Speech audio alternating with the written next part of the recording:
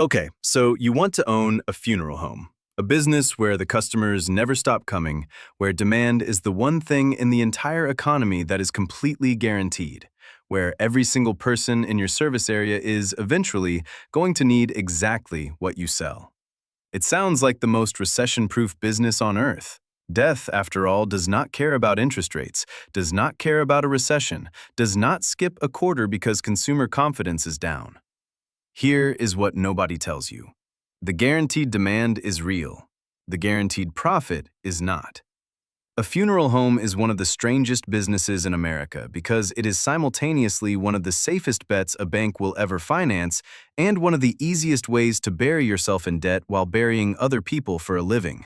By the end of this, you will understand exactly why an industry built on absolute certainty can still make an owner go broke, and why the version of this business that fails almost never fails because people stopped dying. Before we talk about money, we need to talk about what a funeral home actually is, because that word covers several very different businesses wearing the same black suit. A traditional full-service funeral home handles everything: embalming, viewing, the service itself, transportation, and coordination with a cemetery. A cremation-focused operation strips almost all of that away and sells a much simpler, much cheaper product, often with a fraction of the staff and a fraction of the building. A corporate-owned location, one of thousands that used to be independent, runs on centralized purchasing, standardized sales scripts, and a regional manager who has never met the families being served. And a small independent home, often family-run for generations, survives purely on local trust and personal relationships built over decades, sometimes across 3 or 4 generations of the same families in the same town. These are not small differences. They produce completely different profit margins from what looks, from the outside, like the exact same building with the exact same sign out front. There is also a distinction almost nobody outside the industry thinks about, and it matters enormously. A funeral home and a cemetery are 2 separate businesses that happen to work together. The funeral home handles the service, the body, and the merchandise. The cemetery sells the ground itself, the plot, the vault, the headstone, the perpetual care fee that theoretically maintains the grounds forever. Many of the largest players in this industry have spent the last 2 decades trying to own both halves of that transaction. Because a family that buys their funeral and their plot from the same company generates roughly 30% more revenue than a family that only buys one or the other. That single fact has quietly reshaped who owns what in this business over the last 20 years.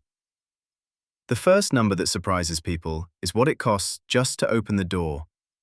Total startup costs for a funeral home typically run somewhere between $400,000 and $2.5 million, depending on location, building size, and how much equipment you need from day one. The building itself is the biggest piece. Funeral homes need a chapel or viewing space, a preparation room, cold storage, and parking that can handle a funeral procession without spilling onto the street. And that kind of property alone can run from $250,000 into 7 figures, depending on whether you are in a rural county or a major metro area. Then comes the equipment that actually makes the business function. A properly outfitted embalming room, including the table, drainage system, and ventilation required to handle chemical fumes safely, runs $30,000 to $50,000. If you plan to offer cremation directly rather than outsourcing it to a third-party crematory, add a cremation retort, the industrial furnace that does the actual work, at $50,000 to $100,000 per unit, and large operations often need more than one to keep up with volume. Then there is the fleet. A funeral home needs at minimum 1 hearse and 1 family car capable of carrying a casket and immediate relatives with dignity. And a new hearse alone typically costs $70,000 to $110,000. With most operations running 2 or 3 vehicles once you include a van for removals and transfers. Licensing adds another $5,000 to $15,000 up front, plus annual renewal fees. And every state has its own maze of requirements for who is legally allowed to touch a body, prepare it, and file the paperwork that follows a death. In most states, becoming a licensed funeral director requires a mortuary science degree and a supervised apprenticeship that can run 1 to 3 years before you are permitted to run a location on your own, which means even a fully funded new owner often cannot legally operate the business without hiring someone who already holds that license. And then there is the number almost nobody budgets correctly: working capital. Industry guides recommend keeping $50,000 to $100,000 in reserve just to cover payroll, utilities, and overhead for the first 3 to 6 months. Because here is the part that catches new owners off guard: your clients do not pay you on day one. A family walks in during the worst week of their life, arranges a service within 72 hours, and the invoice often does not get paid in full until weeks later. Sometimes after a life insurance policy pays out, sometimes after an estate clears probate. You are extending credit to grieving strangers while your own bills arrive on schedule regardless. Add it all up, and a serious funeral home launch commonly requires something in the neighborhood of $700,000 in total cash before a single family ever walks through the door, with roughly 20 to 30% of that expected to come from the owner's own pocket before a bank will finance the rest. So how does a business like this actually make its money once it is open? This is where it gets interesting, because a funeral bill is not one price. It is a stack of separate charges, and understanding that stack explains almost everything about how the industry behaves. The first layer is called the basic services fee, and under federal law, it cannot be declined. Whether a family wants an elaborate service or the simplest possible arrangement, this fee applies, and it typically runs somewhere around $2,000 to $2,500. It covers the funeral director's time, coordination, permits, and the paperwork that follows every death. Because it cannot be refused, this fee quietly functions as a guaranteed profit floor no matter what else the family chooses. And one industry analysis found that fee runs roughly 27% higher at corporate-owned locations than at independent homes in the same metro area, a gap that has nothing to do with the quality of the service and everything to do with pricing power. The second layer is merchandise, and the casket is the single biggest line item most families ever see. Here is the number that explains a great deal about this industry's reputation. A standard 18-gauge steel casket, the most common type sold in the country, typically costs a funeral home somewhere between $350 and $600 at wholesale.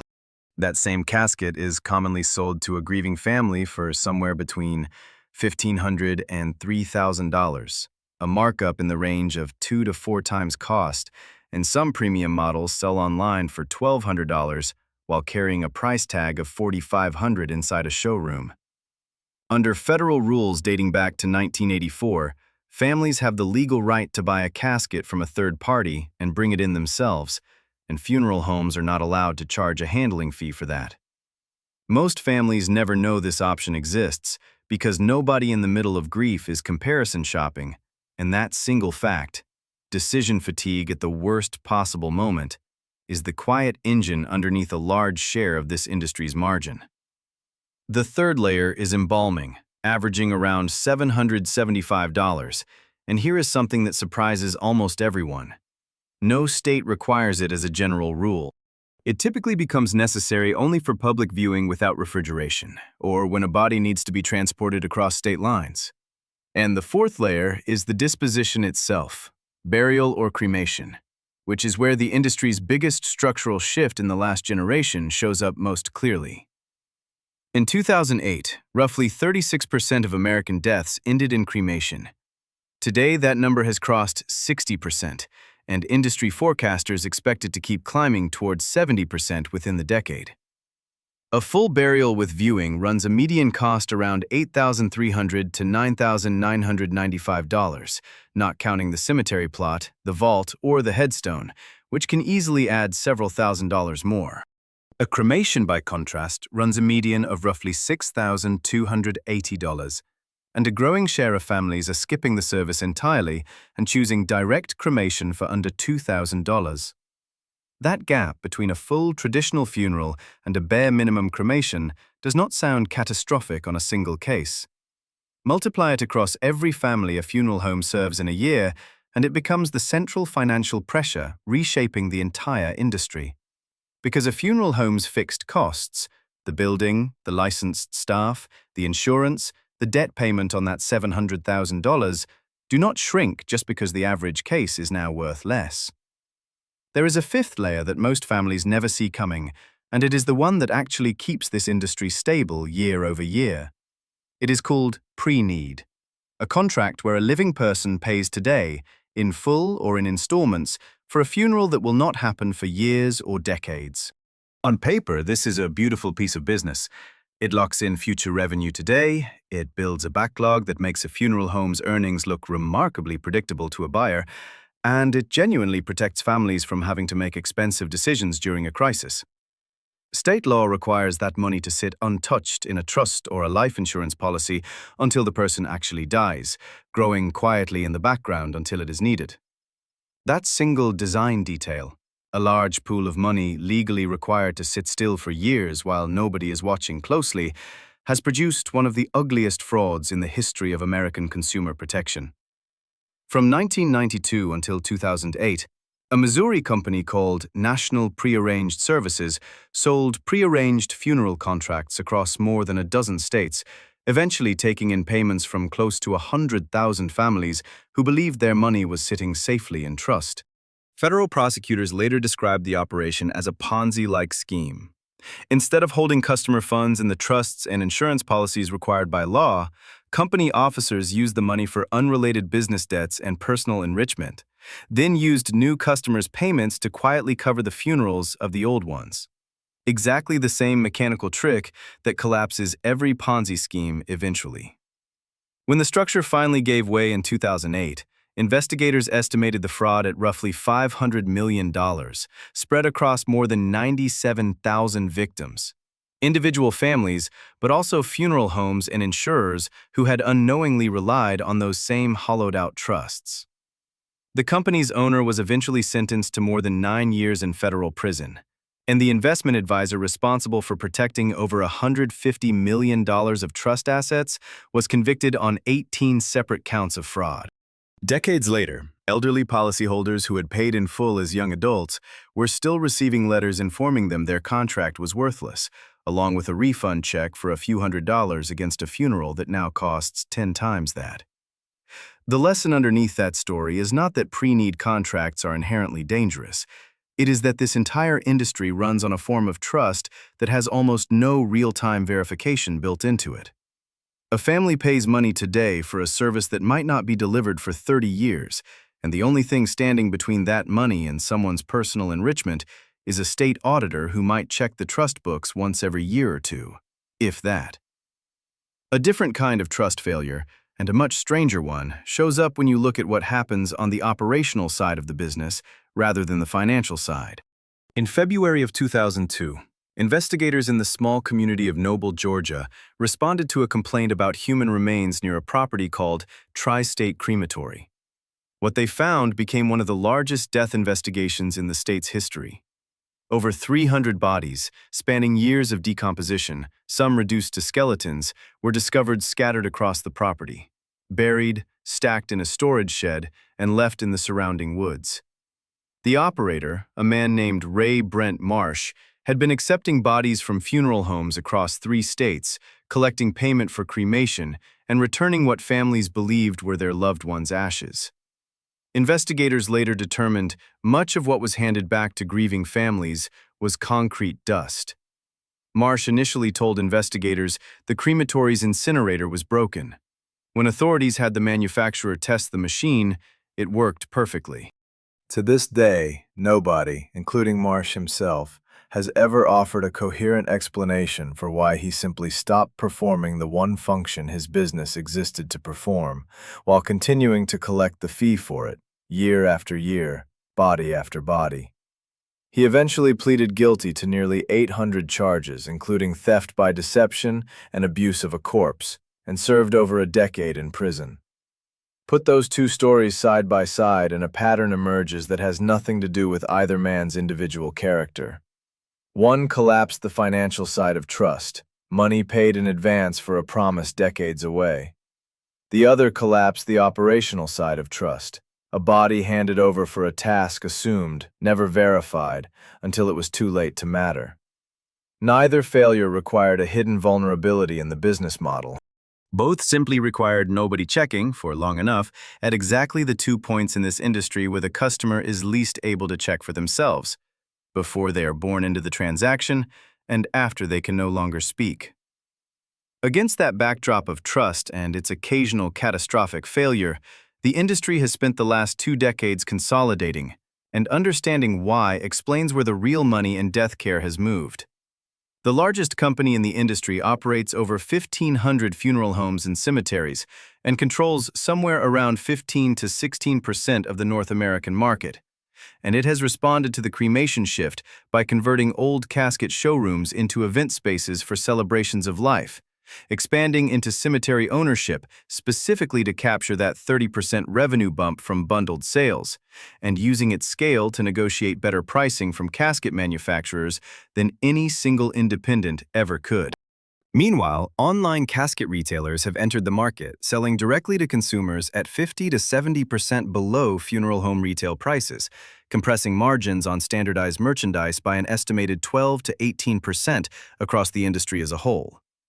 Nearly 19,000 independent funeral homes in America are currently owned by operators aged 55 or older, and a large share of them have no family member willing to take over the business, which means private equity firms and national consolidators are simply waiting out the clock, buying these locations at rising valuations as owners retire with no other exit. The businesses that survive this squeeze without selling are rarely the ones competing hardest on casket prices. They are the ones selling something a spreadsheet cannot replicate: personalized service, multi-generational community trust, and increasingly, event space rental and celebration packages that have nothing to do with a body at all. Now let's put real numbers against 2 versions of the same funeral home, because this is where the honest math either supports the romance of this business or quietly undermines it. In the optimistic scenario, a mid-size independent funeral home handling around 300 cases a year, split roughly 60% cremation and 40% burial, generates something in the range of $1,800,000 to $2,400,000 in annual revenue. A healthy share of that volume comes from pre-need contracts maturing on schedule, providing predictable cash flow the owner can actually plan around instead of hoping for. After payroll for licensed staff, facility costs, debt service on the original investment, and merchandise expenses, a well-run operation in this range can produce a seller's discretionary earnings figure, essentially owner take-home plus true profit, of $500,000 to $1.5 million a year. That is a genuinely strong outcome, and it is precisely why private equity has been racing to acquire these businesses over the last decade, often paying 3 to 6 times that earnings figure to buy them outright, sometimes more for locations that also own an attached cemetery. In the realistic, difficult year, several ordinary pressures compound at once. The cremation rate at your location runs higher than the national average because a large regional cemetery competitor recently opened nearby, and a growing share of families are now choosing simple, direct cremation under $2,000 rather than a full traditional service. Casket revenue, once a dependable profit center, drops because more families are ordering online and simply bringing the box in themselves, which you are legally required to accept without additional charge. Your pre-need backlog, the cushion that was supposed to smooth out a bad year, matures more slowly than projected because your client base is aging more gradually than expected, leaving less new cash to work with than the spreadsheet promised. Meanwhile, the debt payment on your building does not move.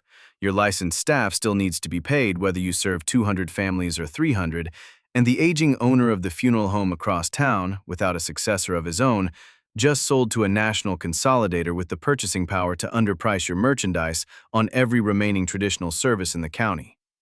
Under those conditions, that same funeral home can see its earnings compressed by 30 to 40% in a single year, even while total case volume barely changes at all, because in death care, volume was never really the variable that mattered. The mix was, and the mix has been quietly moving against the traditional owner for 2 decades straight. So, does owning a funeral home actually work as a business? The honest answer is that it works extremely well for the people who understand it is not really a service business selling comfort during grief.